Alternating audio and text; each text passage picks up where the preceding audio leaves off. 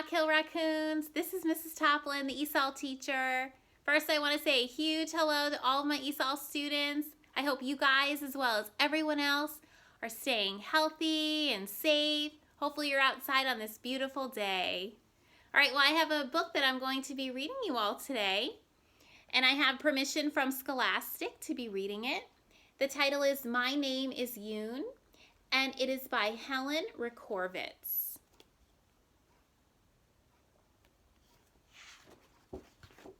My name is Yoon.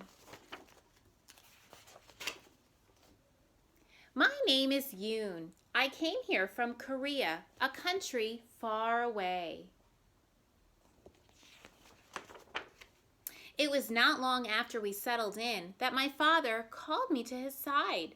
Soon you will go to your new school. You must learn to print your name in English, he said. Here, this is how it looks. Yoon. Y-O-O-N.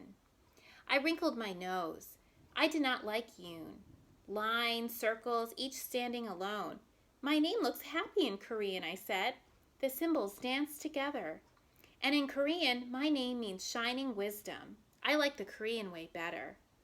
Well, you must learn to write it this way. Remember, even when you write in English, it still means shining wisdom.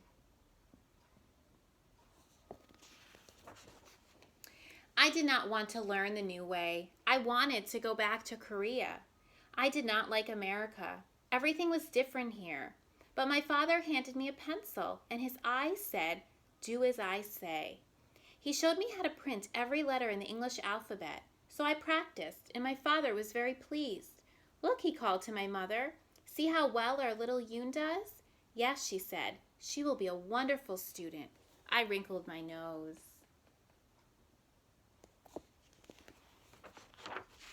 My first day at school, I sat quietly at my desk while the teacher talked about cat. She wrote cat, C-A-T, on the chalkboard. She read a story about cat. I did not know what her words meant, but I knew what the picture said.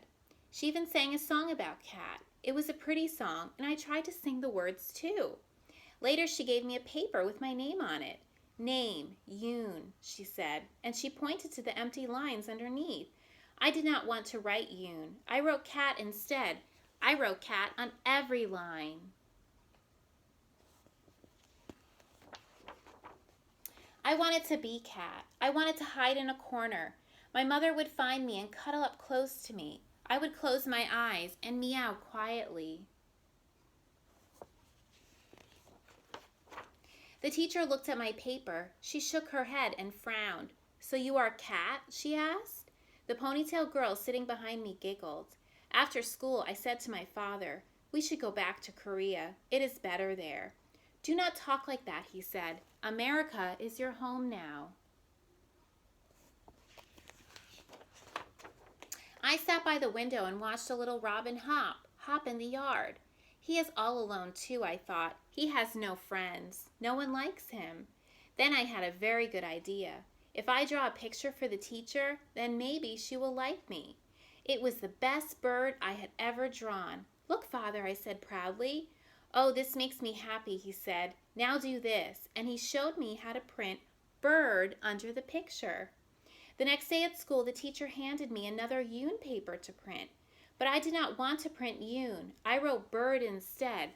I wrote bird on every line. I wanted to be bird. I wanted to fly back to Korea.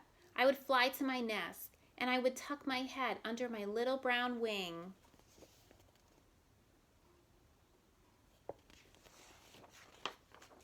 The teacher looked at my paper. Again, she shook her head.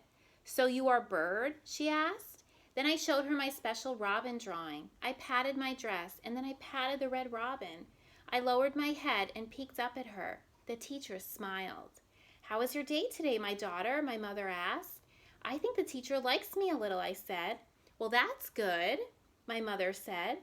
"Yes, but at my school in Korea, I was my teacher's favorite. I had many friends. Here, I am all alone." "You must be patient with everyone, including yourself," my mother said.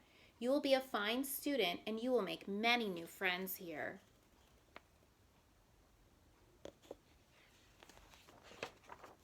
The next day at recess, I stood near the fence by myself. I watched the ponytail girl sitting on the swing. She watched me too. Suddenly, she jumped off the swing and ran over to me. She had a package in her hand. The wrapper said, "Cupcake." She opened it and gave me one. She giggled. I giggled too. When we were back in school, the teacher gave us more printing papers. I did not want to write Yoon. I wrote Cupcake instead.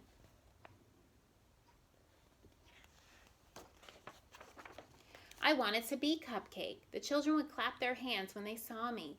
They would be excited. "Cupcake," they would say. "Here is Cupcake." The teacher looked at my paper. "And today you are Cupcake," she said. She smiled a very big smile. Her eyes said, "I like this girl, Yoon." After school, I told my mother about my ponytail friend. I sang a new song for my father. I sang in English. You make us so proud, little Yoon," my mother said. Maybe America will be a good home, I thought. Maybe different is good, too. The next day at school, I could hardly wait to print, and this time I wrote Yoon on every line. When my teacher looked at my paper, she gave me a big hug. "Aha, you are Yoon," she said. Yes, I am Yoon. I write my name in English now. It still means shining wisdom. So remember how she said sometimes different is good too? And that's true for us all. We're all special and we're all different and unique, and that's really great. Well, if you had a favorite part of this book, please share it with someone in your house. And I really hope that you enjoyed it. All right, I'll see you guys again soon for another book.